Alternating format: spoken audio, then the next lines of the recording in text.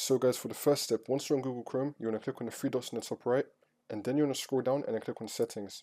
And now once you're on here, on search settings, you want to search for site settings. And now this will come up, controls what information sites can use and show, location, camera, pop-ups and more. You want to click on this. And now you want to scroll down. Under content, you should have JavaScript and you should have Flash. There may also be more options that you may have that will have plugins in it, which you can disable. So for this tutorial, I'm just going to go into JavaScript. And then you could just turn off don't allow sites to use JavaScript. And you could also allow sites and not allow sites here as well. You can add them. And now you want to go back, and you may also have Flash as well, and you may have some other stuff as well, which you could also toggle. Now for the next step, you could type in Chrome : //flags. Click on enter.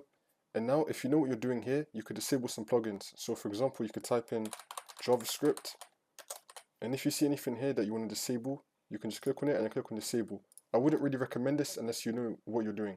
So you could just do this. And if you have any other plugins that you want to type in, you could just search them up right here. And then you could just disable it.